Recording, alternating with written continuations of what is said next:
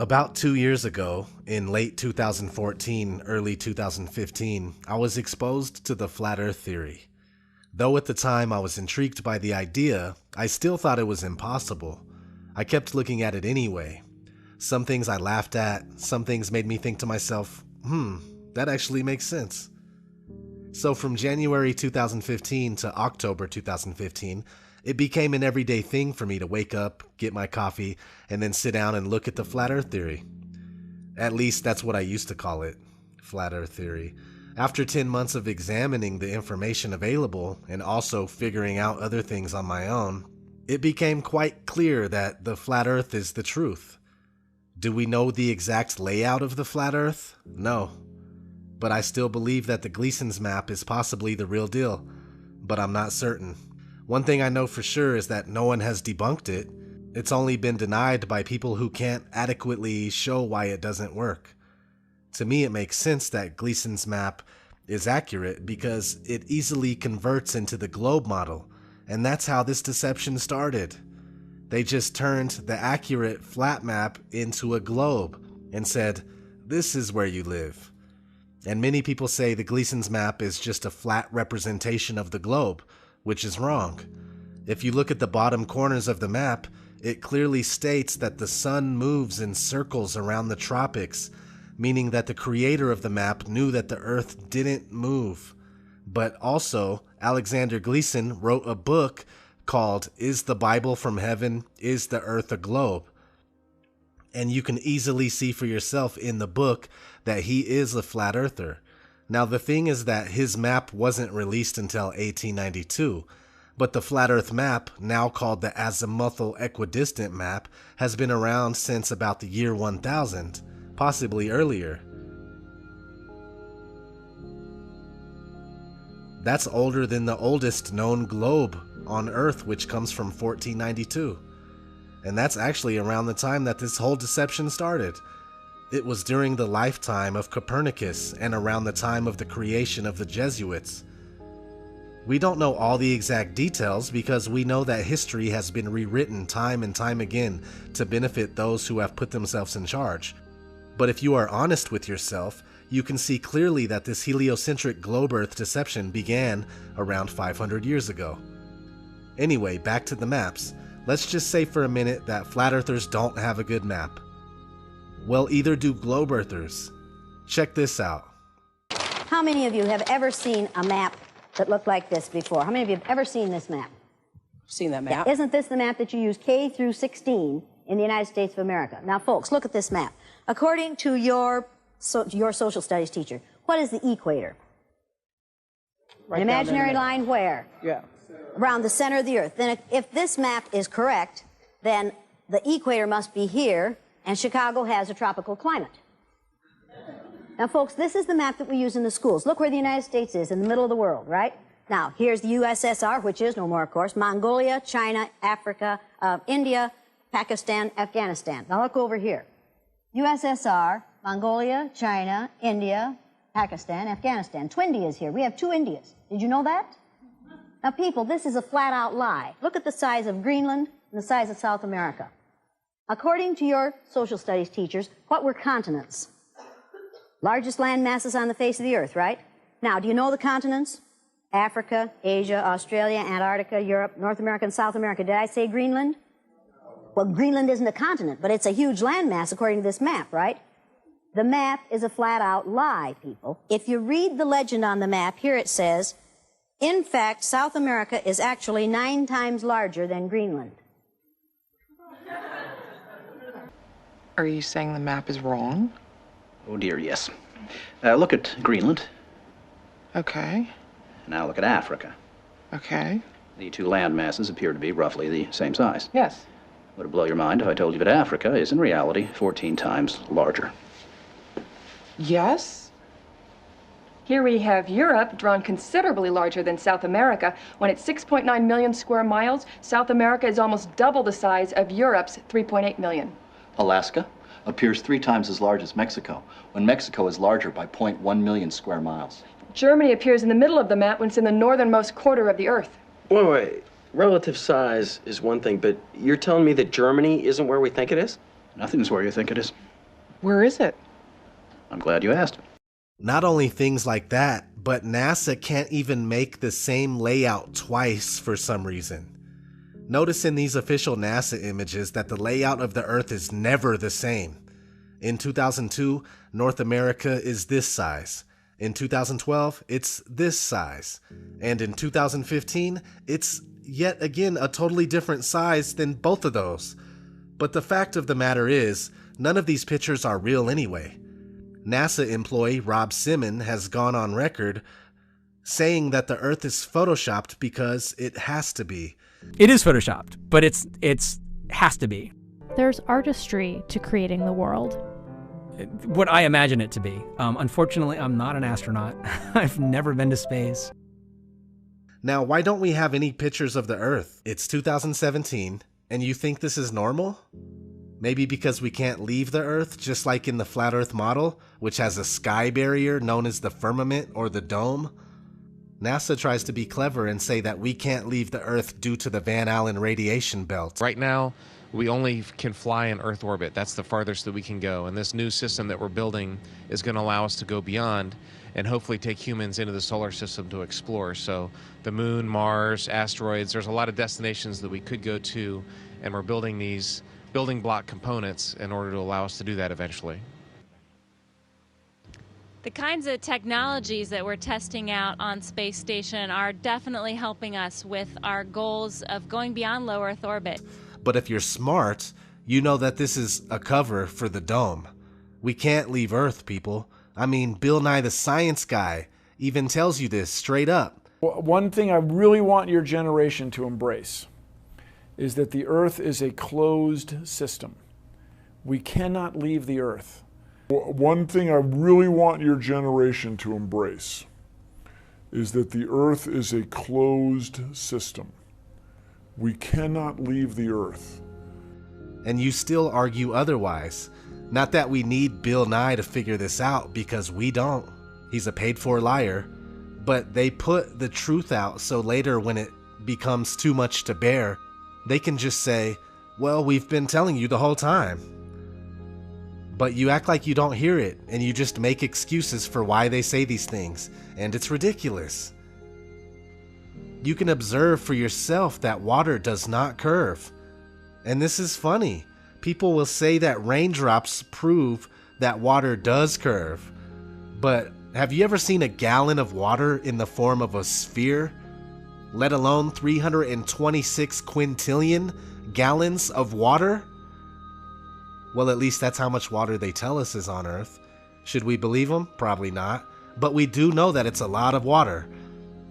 Either way, you've never seen any experiment show that a good amount of water can curve or take the shape of a sphere.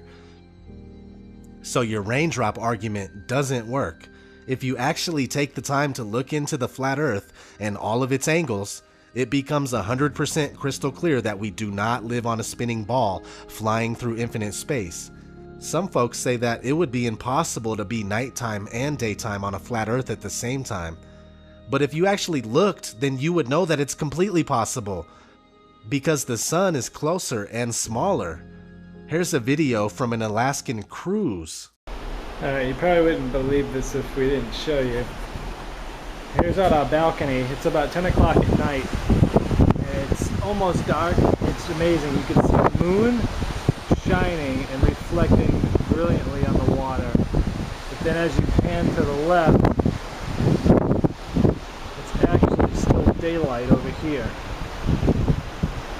And the sunset.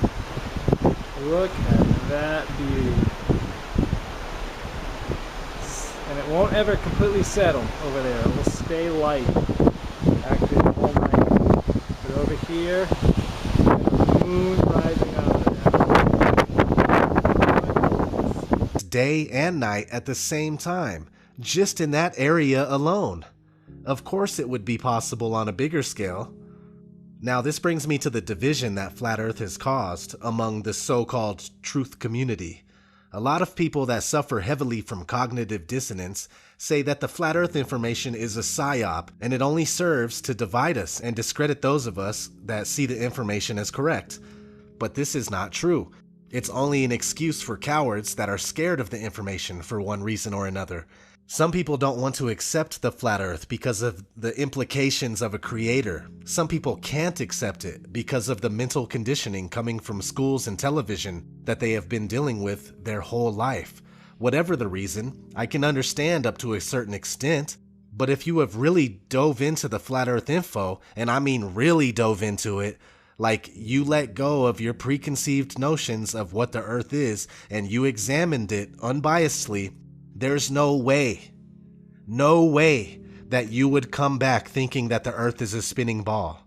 You may come to the conclusion that you honestly just don't know, or you may be 100% sure that the earth is indeed flat, but you would never accept the heliocentric model of the universe after genuinely looking into the flat earth for a good amount of time, which leads me to my next point about the division that flat earth has caused, because it has caused division. What the flat earth has done is divide the real truth seekers from the run-of-the-mill people that don't know the truth when it slaps them in the face.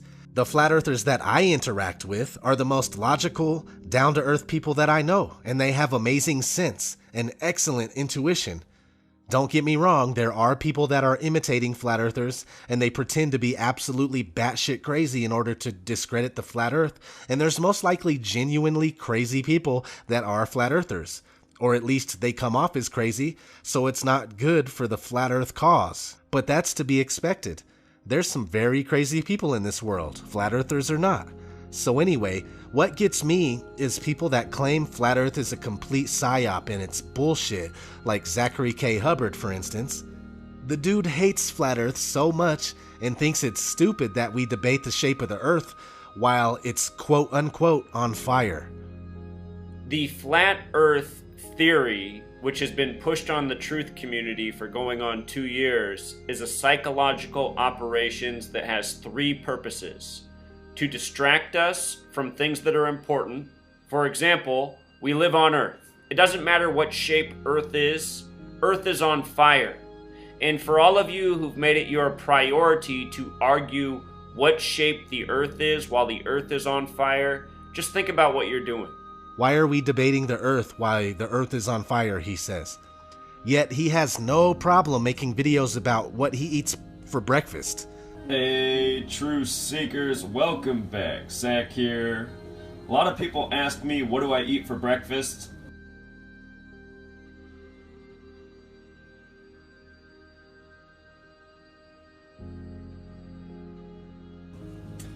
I'm a routine guy. I eat the same thing almost every single day, and this is just how I make it. I normally have oatmeal and tea for breakfast. I don't use instant oats, I use regular oats, but I make it just like this. I just pour hot water straight from the teapot.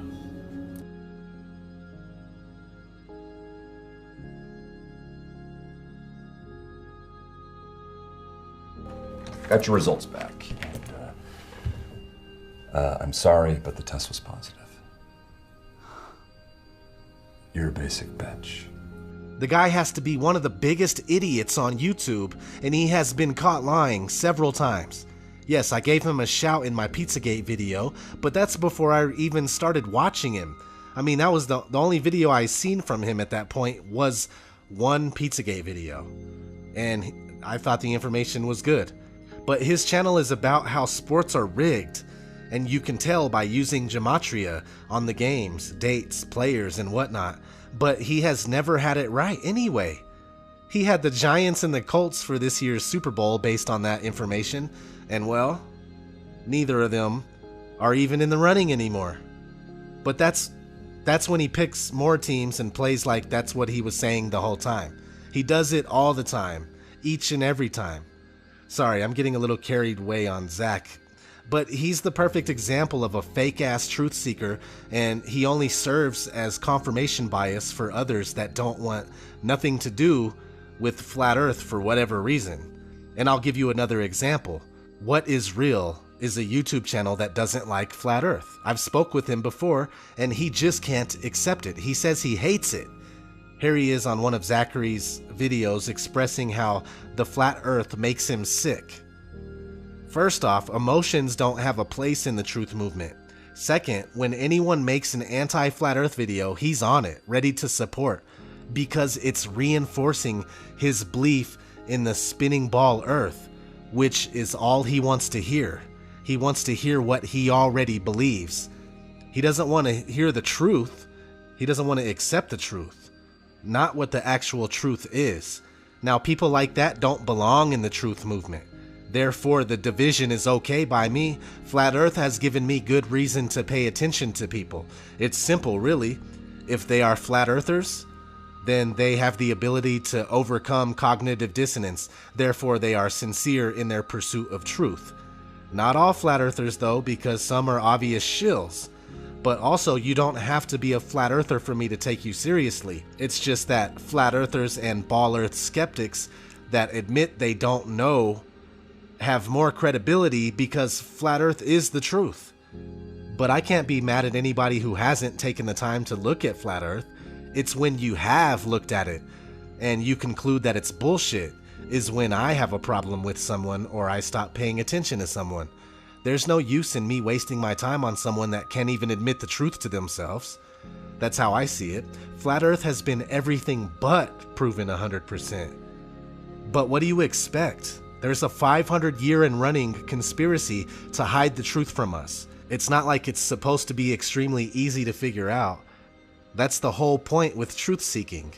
People have covered up the truth, and we are trying to uncover it. It's not supposed to be a piece of cake. So leave your ego behind if you're really about the truth. Because this is bigger than all of us. It's not about me. It's not about Eric Dubé. It's not about Jeranism. It's not about who found it first or whatnot. It's about the truth and getting it across to people in the most successful way possible. And that's it. All I want is to see people wake up and take their power back. At least take their minds back. That's where the power is. That's what they have done to us. They've taken our minds. The flat earth truth does away with all of the mind control. It does away with the bogus theory of evolution. It does away with the dinosaur deception. It does away with the lie that there are aliens out there. And though we still end up with more questions than answers, our minds are freed. And that's how real change is going to happen in this world of ours. Thanks everybody for listening. This has been ODD TV, and I'm out.